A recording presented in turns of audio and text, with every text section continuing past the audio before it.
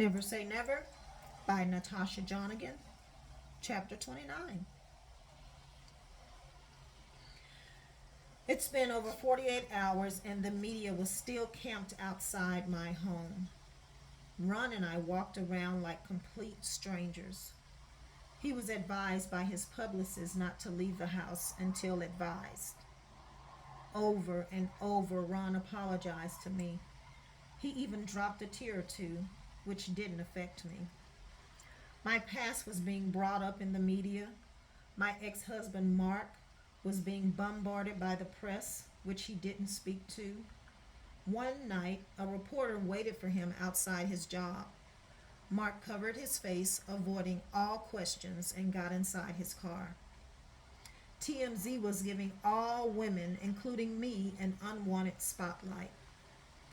Dawn called me for 2 days now, and I was too embarrassed to return her calls.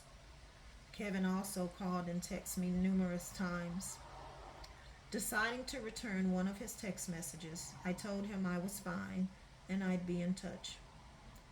He'd replied saying he wanted to make sure I was okay and if there was anything he could do to let him know. My sister called and I avoided her calls as well. She even had Lisa to call me a few times. I couldn't bring myself to talk to anyone. Feeling like a prisoner in my own home, I decided to go back.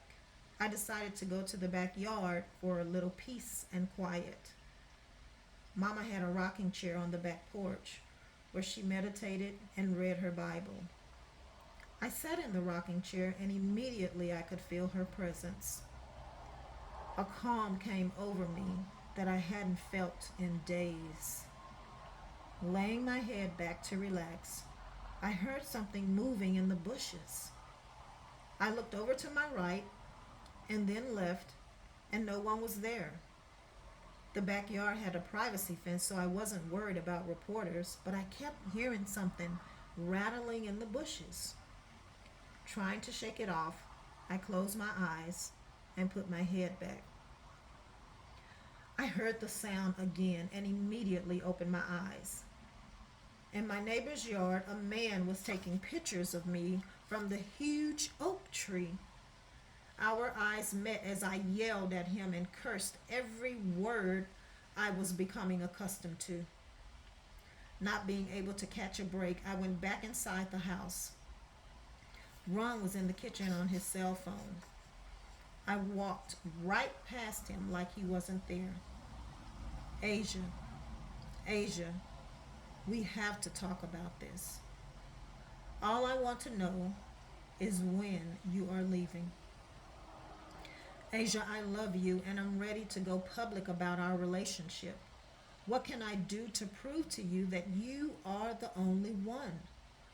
The ball is in your court. You love me? What about the other women? Asia, they were before you. I admitted that. I've talked to my publisher, Cheryl, and she thinks it's a good idea for me to have a press conference. People will soon forget with time or the next breaking headline story. Please, trust me. I love you. Ron tried to hug me. Without thinking, I lost control, waving my arms, trying to land a punch, but he blocked them all. When he finally got a grip of one of my hands, he held them tightly, putting one arm behind me. I cried harder as he tried intensely to calm me down. Giving up the fight, I fell into his arms, crying.